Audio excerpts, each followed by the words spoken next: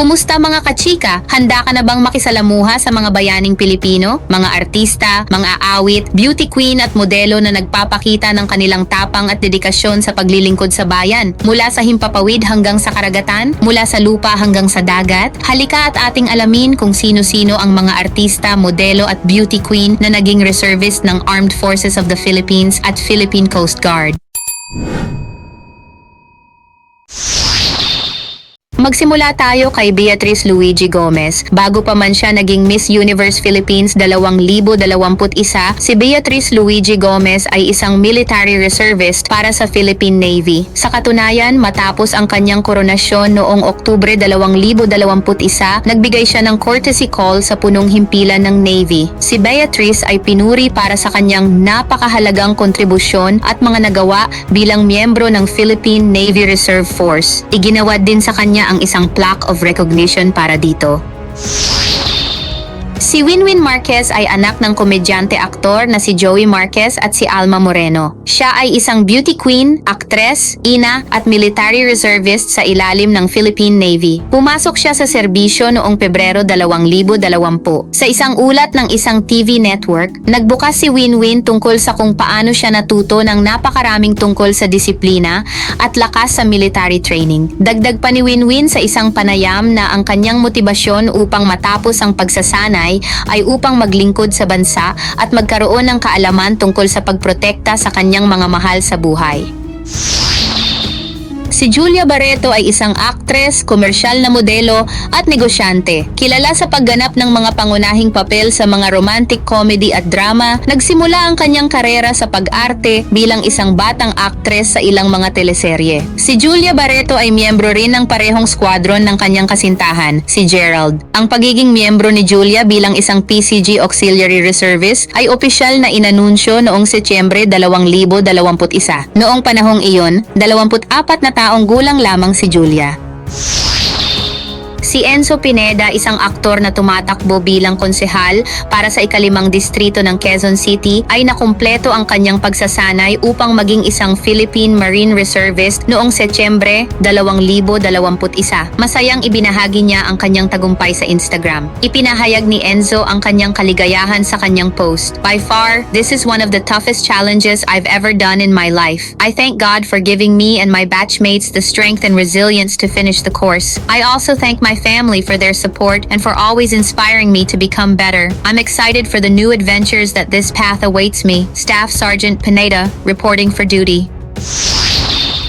Si R.C. Muñoz ay isang aktres na naging Philippine Air Force Reservist noong 2020 at nakamit ang ranggo ng sarhento matapos makumpleto ang isang 30 araw na training program na kinabibilangan ng marksmanship, disaster response, field exercises at iba pa. Aktibo siyang naghikayat sa mga kababaihan na sumali sa Reserve Force at ipinahayag ang kanyang pagmamalaki sa paglilingkod sa kanyang bansa sa isang Instagram post noong Hunyo 2024.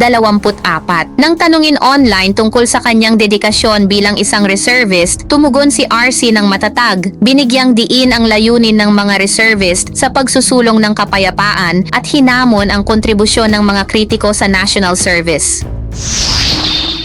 Si Geneva Cruz, isang multi-platinum singer at actress na kilala sa kanyang mga kanta na Anak ng Pasig at Kailan, ay bumalik sa Maynila mula sa Estados Unidos noong 2020 kung saan nagtrabaho siya bilang isang weight loss coach sa loob ng ilang taon. Noong Marso 2022, nakamit ni Cruz ang ranggo ng sarhento sa ilalim ng Philippine Air Force Reserve Command matapos makagraduate sa military training.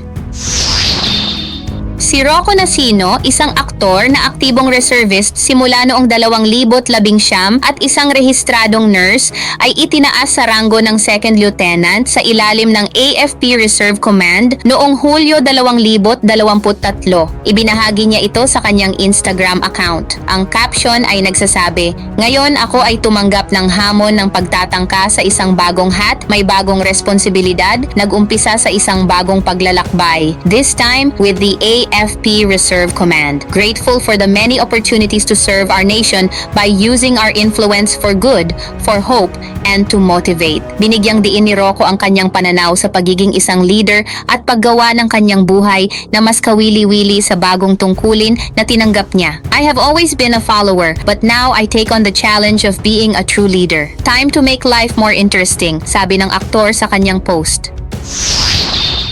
Si Dingdong Dantes, isang aktor at TV host, ay isang dedikadong miyembro ng Philippine Marine Reserve Force simula noong 2009. Mula noon, patuloy niyang pinarenew ang kanyang pagiging miyembro. Sa paglipas ng mga taon, patuloy siyang umaakyat sa ranggo. Noong 2020, siya ay naatasang Lieutenant Commander. At kamakailan lamang, noong 2023, nakumpleto niya ang kanyang Naval Combat Engineer Officer Basic Course Class. Ang kanyang asawa, si Marian Rivera, ay sumama pa sa kanya sa graduation ceremony. Si Gerald Anderson, isang aktor na nakaranas ng mga kontrobersya tungkol sa ghosting, gaslighting at panloloko, ay nag-enlist noong 2016 at sumali sa Philippine Coast Guard Auxiliaries K-9 Special Support Squadron. Noong Agosto 2024, iginawad ng Philippine Coast Guards ang Search and Rescue Medal kay Auxiliary Commander Anderson dahil sa kanyang mga gawaing pagliligtas sa panahon ng bagyo sa Barangay Santo Domingo sa Quezon City. Nag-ambag din siya ng tulong na pera sa mga ETA ng Zambales, mga pamilya sa Marawi at mga bata sa Tito Island kasama ang kanyang kasintahan na si PCGA Ensign Julia Barreto. Noong Nobyembre, na-promote siya bilang opisyal ng Philippine Coast Guard Auxiliary na may ranggo ng Auxiliary Captain. Nagbigay siya ng kanyang panunumpa sa harap ng ika-30 Commandant ng Philippine Coast Guard.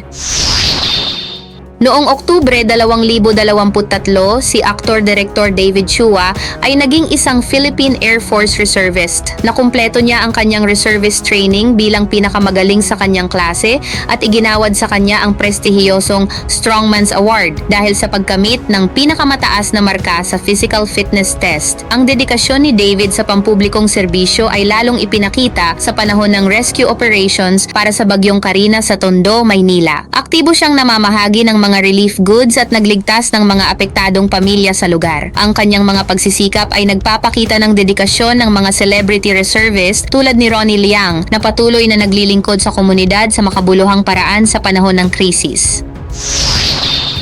Si Mateo Guidicelli, isang aktor, ay nakatanggap ng ranggo ng Second Lieutenant matapos aprubahan ni dating Pangulong Rodrigo Duterte ang kanyang commissionship noong Agosto 7, 2019. Ang singer-actor ay kinilala dahil sa kanyang volunteerism at sa paggamit ng kanyang impluensya upang itaguyod ang kapayapaan at pagmamahal sa bayan. Ang kanyang asawa, si Sara Geronimo, ay tumulong sa paglalagay ng rank insignia sa Pedro Penduko Actor. Ayon sa ulat, natapos din niya ang Scout Ranger Orientation Course noong Hunyo 2019. Noong 2022, siya ang naging unang celebrity na naging bahagi ng Presidential Security Group VIP Protection Course. Ang una sa listahan ay si Ronnie Liang, na kilala sa kantang Ngiti, ay isang aktor, mang-aawit, isang lisensyadong pribadong piloto at isang dedikadong Army Reservist. Sumali siya sa Philippine Army Reserve noong 2019 bilang isang Second Lieutenant at na-promote sa First Lieutenant noong 2022. Kilala sa kanyang proaktibong pakikilahok, si Ronnie ay vocal tungkol sa kanyang mga tungkulin bilang isang reservist, sinasagot ang mga kanyang kritiko noong Marso 2023 na nagsasabi na ang pagiging isang celebrity reservist ay hindi lamang para sa pagkilala o pagpapakita. Kamakailan lamang, ipinakita ni Ronnie ang kanyang dedikasyon sa pamamagitan ng paglalakad sa baha upang tulungan ang mga naghihirap na individual sa iba't ibang mga nayon sa Quezon City. Nagbahagi siya ng mga update mula sa rescue boat sa kanyang social media. Bilang karagdagan, nagbahagi rin si Ronnie ng mga sulyap ng kanyang tour of duty sa Sulu sa kanyang mga platform ng social media na lalo pang ipinakikita ang kanyang dedikasyon sa kanyang papel bilang isang reservist. At yan mga kachika, higit pa sa ganda at talento, sila ay mga tunay na inspirasyon. Pinatunayan nila na ang paglilingkod sa bayan ay walang hangganan kahit sa gitna ng kanilang masiglang karera. Saludo kami sa inyong tapang at dedikasyon. At kung nagustuhan ninyo ang video na ito, huwag kalimutang mag-like at mag-subscribe para sa mas maraming kwento. Mabuhay ang Pilipinas!